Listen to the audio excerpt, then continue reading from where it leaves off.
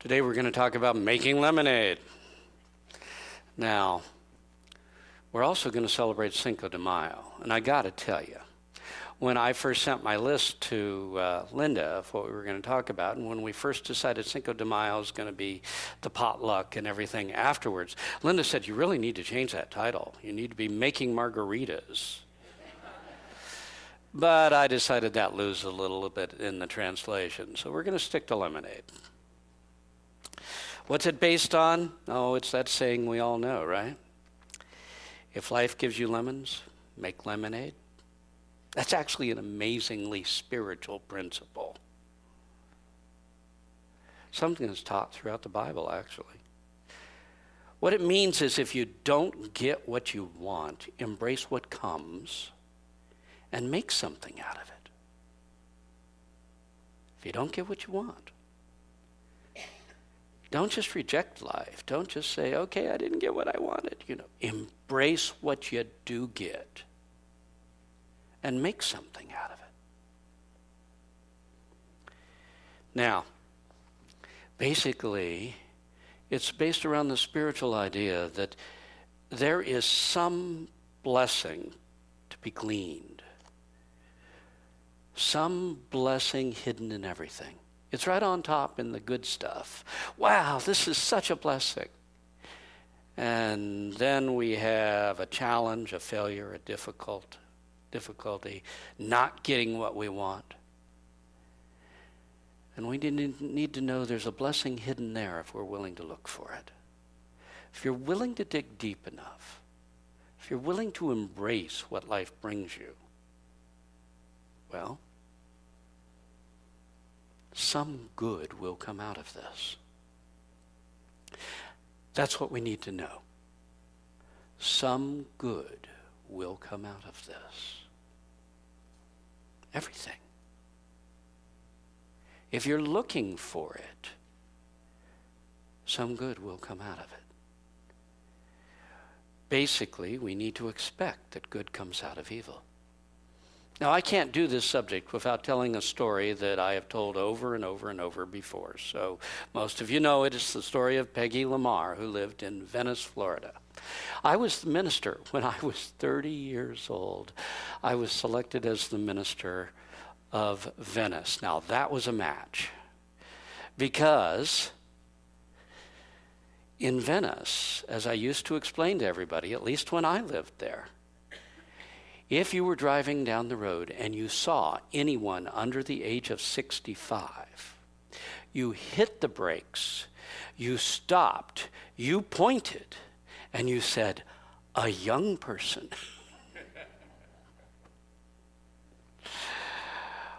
Well, Peggy was in her 60s, so she's among the younger ones, and she was out it was a Sunday morning. She's in her best dress. She's got her friends with her, and she's driving everybody because she's the young one in her 60s. In any case, and it's raining that day, and they had a flat tire. Okay, everybody remember this now? A lot of you will. Okay, so to her credit, Peggy got out because she realized her friends couldn't do anything. It was before the days of cell phones. She didn't know what to do. So consequently, she got out and she changed that tire in the rain in her best dress. And there she is. She is soaked to the bone. And just as she's opening the door to get back in the car, a teenager drives by, hits the mud puddle, and splashes mud all over her. Right? And this is the point at which she opens the door, dripping in mud, and says to her friends, I can't wait to see the good that comes out of this. And we all laugh, but that's the attitude we want to engender within ourselves.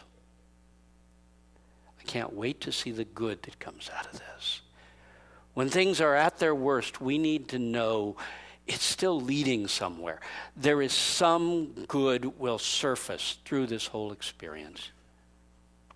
I don't know how many times in my life it's the things I was drugged through that I didn't want to do so badly that expanded me out in such a way that I became much more, or opened opportunities I hadn't known were available. We actually become who we are more because of our challenges than because of the good stuff. Those challenges, they expand us out. They make us do things we didn't want to do, and we reach out and discover we were more than we thought we were. Every challenge has its blessing.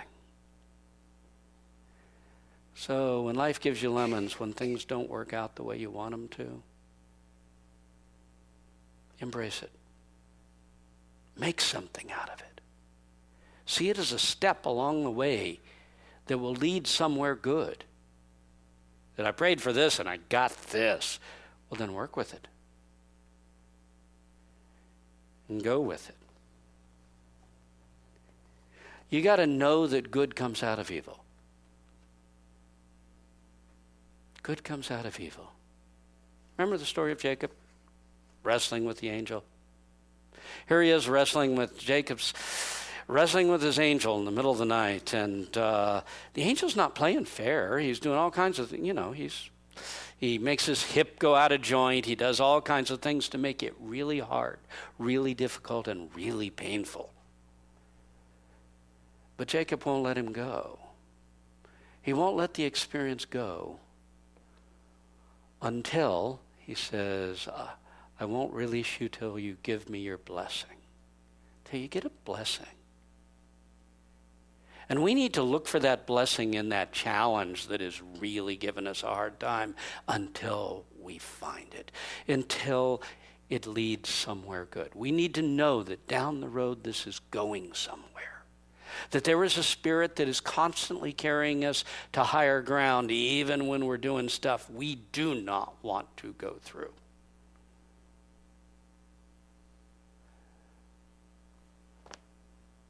So we got to know good comes out of evil. We've got to expect that when all the doors close, there's going to be something open. May not be what I thought I was going to open for me. But something's going to open. When those doors close down, I know something's going to open. And we need to declare when we face that setback, I've been heading for this and something just knocked me down to where I practically got to start over. I cannot believe this. I've hit this setback. You can either accept that success is now gone, or you can declare that, okay, this is just part of my path to success. You know, sometimes to get to where you go, you got to fall back and go around.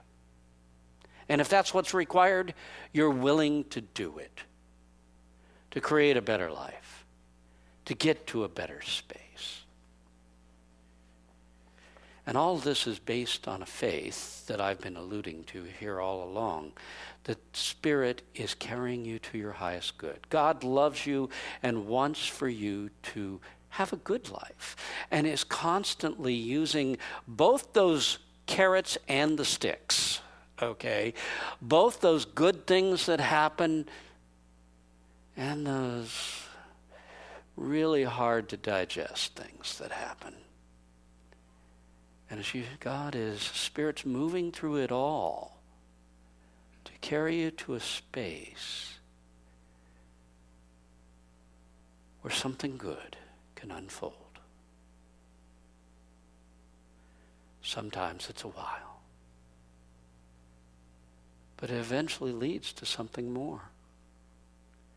You know, the interesting thing is usually at the point where life has knocked the tar out of you, to where you feel I have been totally defeated, you're usually right on the verge of taking a jump higher into a whole new experience of life. You're usually closer than you think. So if you're wrestling with the angel, demand its blessing. Keep your attention on the fact that some blessing's going to come out of this. So here we are, the spiritual law of lemonade. And it reads, and in the back of your mind you're thinking, who wrote the spiritual law of lemonade? I did. But it is a spiritual law nonetheless. It goes, accept what life offers, even if it is something less than you prayed for, and expect it to lead to something greater. We can go the other way.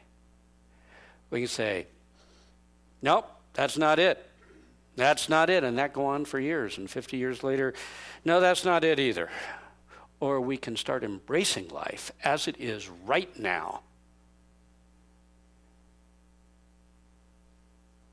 And finding that in the end, those experiences are leading you somewhere. You either hold life at bay or you embrace it and experience it fully, looking for the good to come out of the evil. There is a corollary to this. If it's accept what life offers, even if it is something less than you prayed for, and expect it to lead to something greater. If that is the law of lemonade, the corollary is this. If you get lost in your disappointment or your resistance to your lemon, whatever your lemon is, I didn't want this. I don't want this in my life. If you get lost in it, you will likely miss the blessing that it has to offer you. So look for the good, and you will eventually find it. May not pop up right away, but if you keep knowing some good is going to come out of this, down the road, you may know what that is. This is a principle so ancient it's first described very well in Genesis. Actually, it's the story of Joseph in Egypt. And the one scripture we're going to quote is Genesis 50:20. But you can't understand it unless you understand the story. You remember, this is Joseph, his father's favorite son, spoiled child, the whole bit, and his brothers got jealous. So they sold him into slavery. Well, you would think that would jade him a little bit. He finds himself in slavery in Egypt, and so what does he decide? He decides, well, I guess I'll be the best slave I could ever be. And he's this really good slave, and he's so good at it. He goes to the head of the household and is so good at it that he actually not only gets his master's praise, but he gets his master's wife's attention. Now that gets him in trouble. Next, you find him in prison, in the dungeon. You'd think by now he'd get a little cynical. You'd think by now he'd be saying, Instead, he'd made another decision. He says, well, if I'm going to be in prison, I guess I'll be the best prisoner I can be. He's running the jail shortly. I mean, he's got everybody in order. He's helping everybody. He's doing everything he can to make everything work down there, to help people through what they're going through. And he's got the jailer's entire confidence because he's doing such a good job of being a prisoner. And actually, it's through that and through one of the other prisoners who is exonerated and goes back up to work in the Pharaoh's palace for a while, and who remembers him when the Pharaoh's got a dream and needs it interpreted. He remembers, wow, I know a guy down in the dungeon that's really good at interpreting dreams. And so as it turns out, of course, the story is Joseph is brought up. He interprets the dream and says, well, your dream basically says that in 7 years we're going to have a terrible famine. And so you need to be putting away food to prepare for it so we're ready for it when it comes. The Pharaoh listens to the whole thing, decides you're the best one to do this policy for me. So he puts Joseph in charge, and Joseph goes from the dungeon to like second most powerful man in Egypt. which is the setup for where we take off here, because now we go to when the famine has set in, and word gets out, Egypt's got food. They're prepared. So there's lots of people showing up trying to get food. And he's looking at the line, and he realizes down there in line are his brothers. You know, the ones who sold him into slavery. Now, I must admit, he did mess with them for a little while. But in the end, he tells them who he is and that he doesn't hold it against them. And this is why. Genesis 50:20. As for you, you thought evil against me, but God meant it for good. I'm not saying that this that happened is a good thing.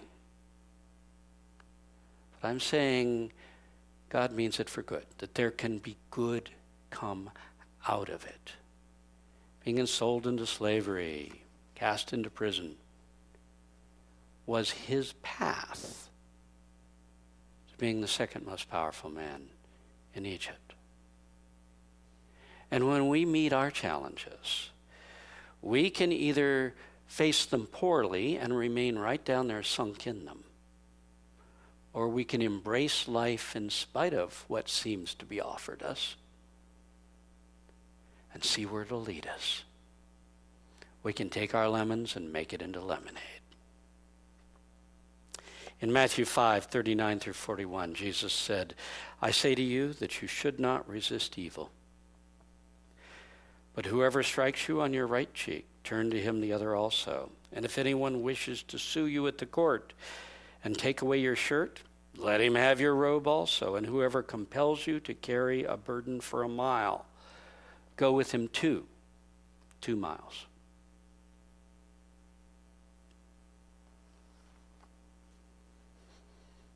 Don't resist it when life goes awry. Now, I will say this several times. If you have a choice, choose. But so often we don't have a choice. Or they aren't good. So don't resist evil. Rise above it. Go ahead, embrace it. In that day and age, a Roman soldier was allowed to, it was law. They were allowed to catch anybody along the side of the road and say, carry my pack for the next mile. And what he's saying is, instead of resenting it, instead of hating it, instead of resisting it, make it your own. Say, okay, no problem. I'll not only go 1 mile, I'll go 2. I'll take it on. This is mine. Embrace your lemon and make something out of it. Do not resist evil. We live in an age when everybody wants to fight evil into the dirt. You know? It's not about fighting evil. It's about rising above it. If you follow Jesus' teaching, it's about living on a space where evil has no power over you. And part of that is knowing there's going to be a blessing that has to come out of this, no matter how difficult this experience is. I remember years and years ago, after I'd taken a family to Colorado. It had not gone well. We had moved into a partially finished house. I won't even go into all that went wrong. But basically, we were going to live close to the land, and you know that's not supposed to cost a lot of money. We went through our entire assets. It's amazing how much it can cost you to live in austere situations. And in the end, we left, and we left really beaten dogs. Came back to Florida. I blew insulation into attics with a friend of mine for a while, and then eventually landed the church at Fort Pierce. But I remember when I went back, to get the furniture. We'd left the furniture out there. We didn't get it until I landed at the church. I was driving into that valley just hoping the valley didn't even know I was there, because it had taken on a life of its own, and I just didn't,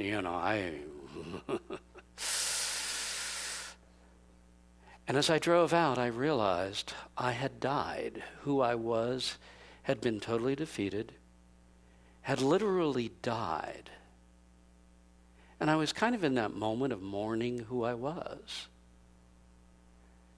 when it suddenly occurred to me, but I can almost feel something new is being born inside of me. And I'm a new person too. And I need to get to know what that is. And when I did, I found that new being that was born out of this seeming total failure was amazingly strong and much more than I had ever been. There's some blessing in all of it. But let's hit it. I'm sorry, I went off on the scriptures and told my own stories. Let's hit one last scripture. Because from a slightly different point of view, part of making lemonade is accepting what you have, taking around and looking at what you have and doing something with it. In 2 Kings 4, 1 through 7, it says various because I just tried to shorten it. This is a story of Elisha and the widow who has no money, and she comes to him, hey, I need help. Here we go. Now, and remember Elisha, it was Elijah, and Elisha then followed. What's intriguing is a lot of the really dramatic stuff Elisha did. Elijah did stuff, and Elisha did even more. Here we go. Now a certain woman cried to Elisha, saying, the creditor has come to take my 2 sons to be his bondsmen. And Elisha said to her, what have you in the house? What do you got? And she said, your handmaiden has nothing in the house except a pot of oil. Now this is our normal attitude. What do you have? She doesn't say, I've got this pot of oil. Instead, she says, I got nothing. I got nothing. I got nothing except. And he said, oh, you do have something. Here we go. Then he said to her, go borrow for yourself vessels from the houses of all your neighbors, even empty vessels, and borrow not a few. Then go in and shut the door upon you and your sons and pour out into all these vessels. So she went from him, and she entered her house and shut the door. Her sons brought the vessels to her, and she kept pouring. She poured out. Then she came and told the prophet of God, and he said, go and sell the oil and pay your debt and live on the rest. Live on what's left over.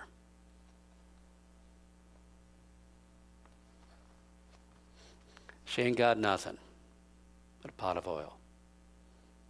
Use what you got and make something out of it. The first step is to embrace life, to embrace what you have. If you want more, embrace what you got. Remember, another basic spiritual principle, to he who has, more will be given. To he who has not, even that which he has will be taken away. She started off with has not. Elisha got her turned around to you got oil. Let's talk about what you got, not what you don't have. So many of people dwell on what they don't have in life. It is time to dwell on what you got and do something with it. It may be an only, like in the scripture, only one pot of oil. But let's concentrate on what we've got. So here we go. Some techniques for making spiritual lemonade.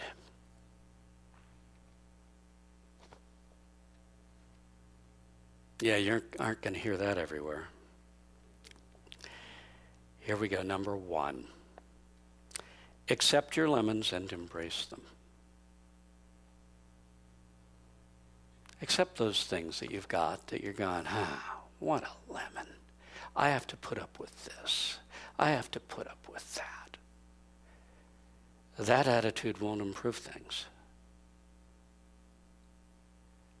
Embrace it.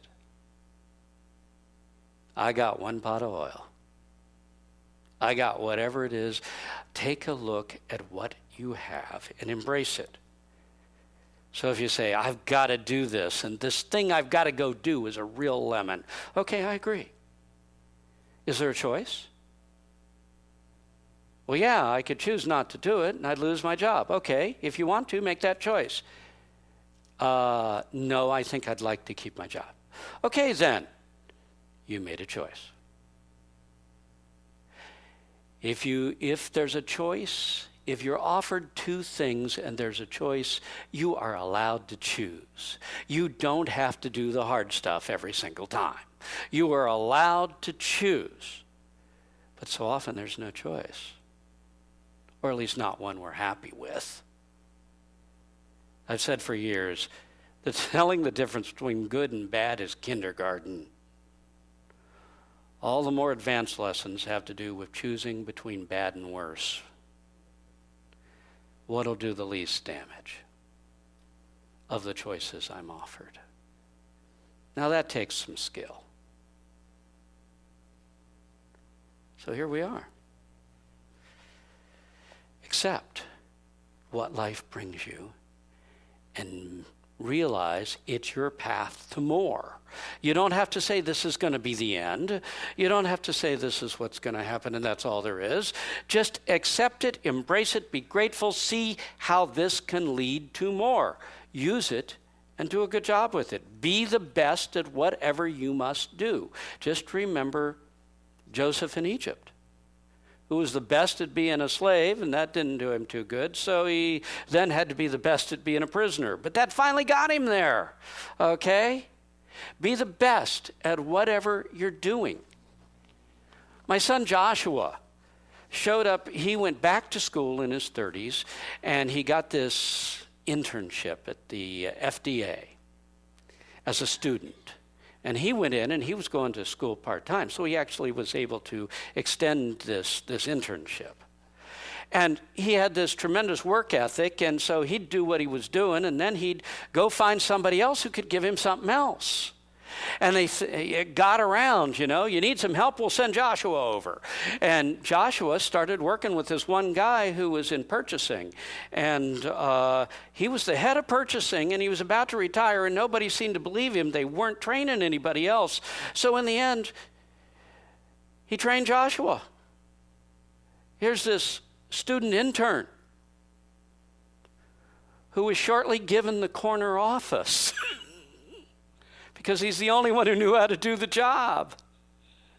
He actually was doing 3 people's jobs. He was so good that in the end they said, we want you to go back and change your major so that you can become an FDA inspector. And he did. To this day, that's what he does. But he got there by being a good slave. Isn't that what internships are about?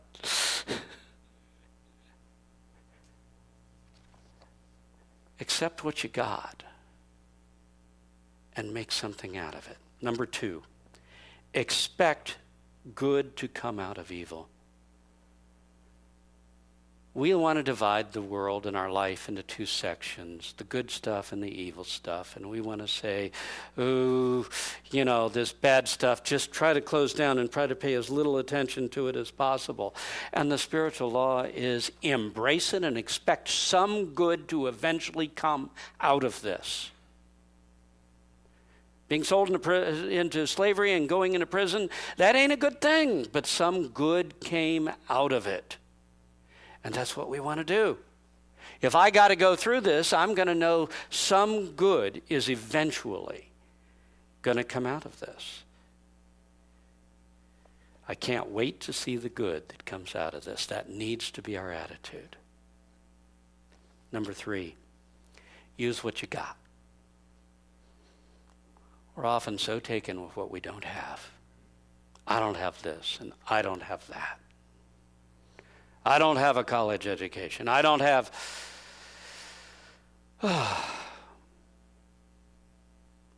By the way, I don't have a college degree.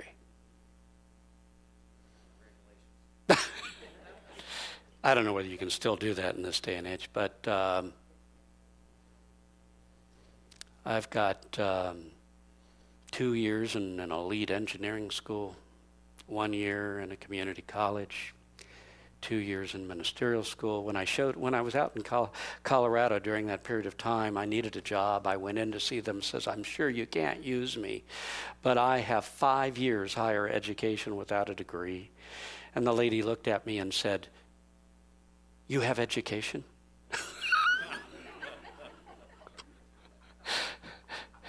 It was a very small remote town.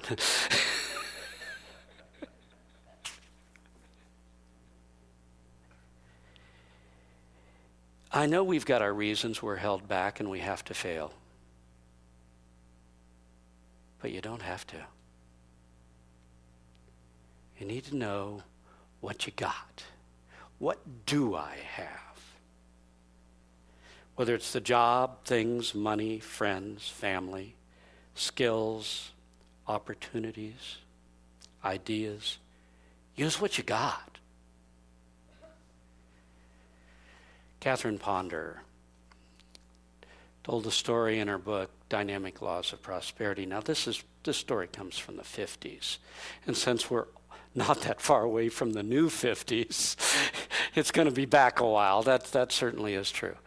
But she was teaching her prosperity principles, how to set your mind on receiving God's abundance. And she tells the story of this one lady who called her up and said, I have been using your principles, and I'm sorry, but I have kids, I'm by myself, and one thing after another has happened, and I am now sitting in the position where I'm out of food, and I got a meal coming up, and I've got kids who need to eat. Why aren't these spiritual principles working? And she went through and she said, okay, you've done everything, et cetera, et cetera. She said, have you given something away?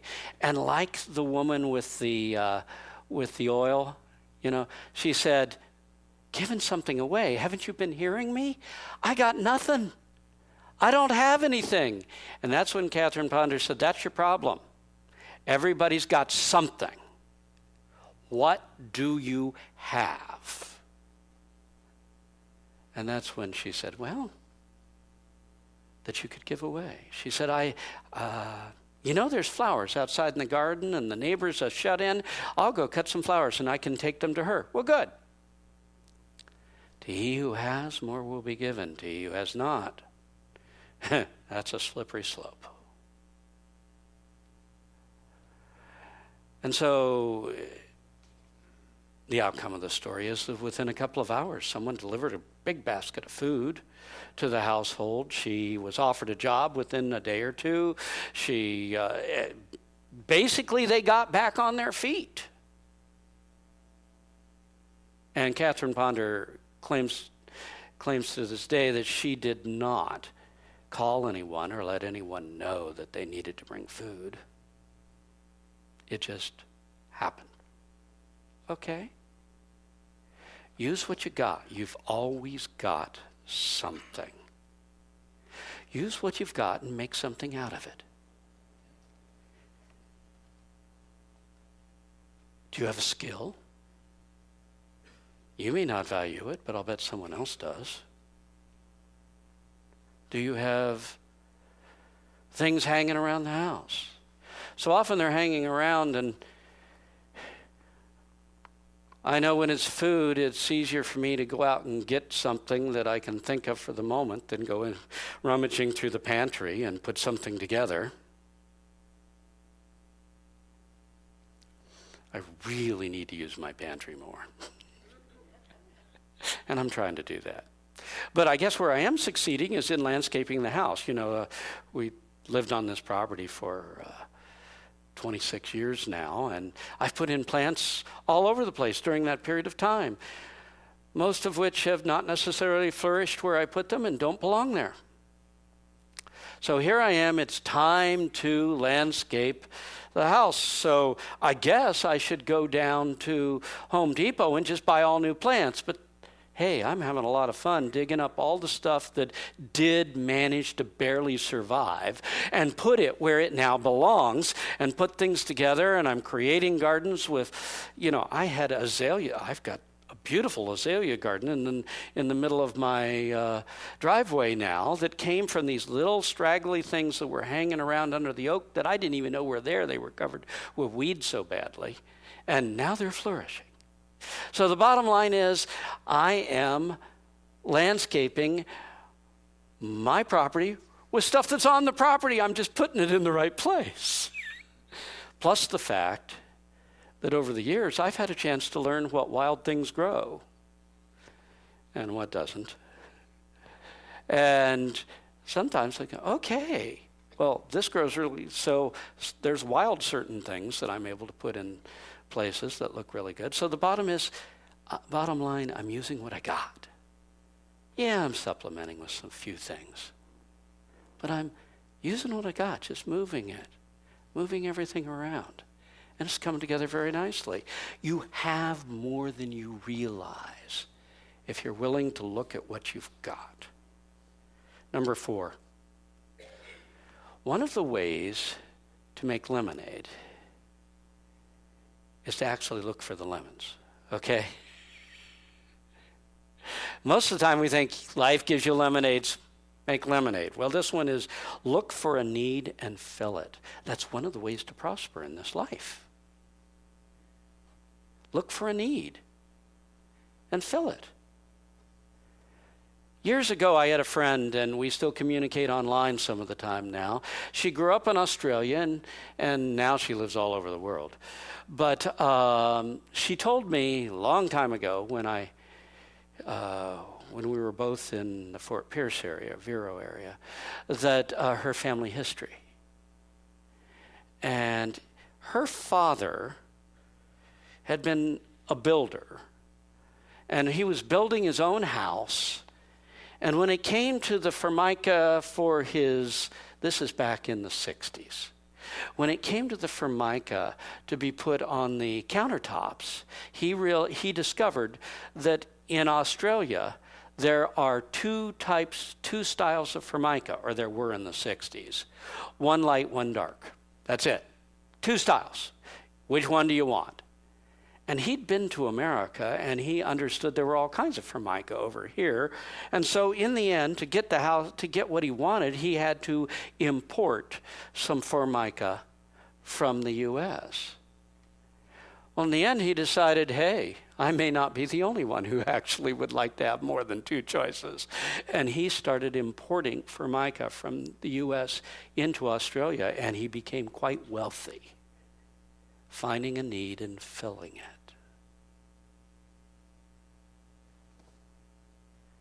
Wherever you are, look for the need and fill it. Your life will get a lot richer. Use your skills, pitch in and help. What can you give to a situation? Wherever you are, ask, why am I here? What have I got that I can give in this situation? How can I fill a need? Number 5. Now, this one's to wake you back up. If you're not with the one you love, then love the one you're with. Comes out of a song, right? And I don't think there's one of us out there doesn't know that's really lousy advice for romance. But it's real good advice for life experience. If you're not in the experience you love the experience you're with. Got it? People obsess on what they didn't get. Dwell on what you did get. I want to be here. The best way to get there is to enjoy where you are right now.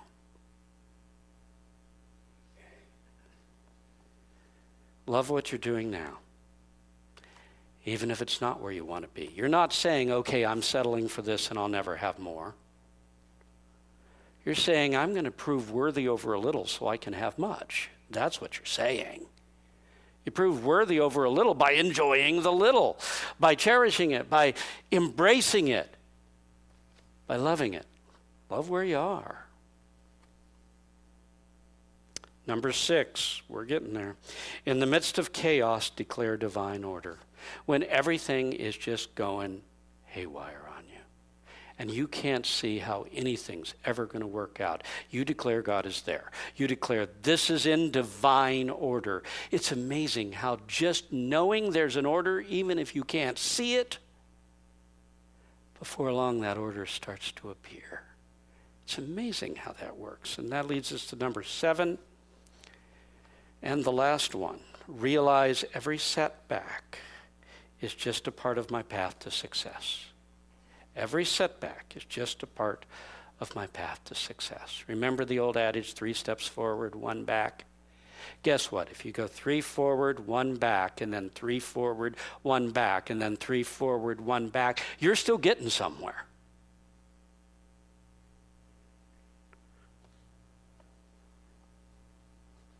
As I said, sometimes you got to step back and go around to get where you want to go. And if life's going to make you step back, you're just going to go around and get where you want to go.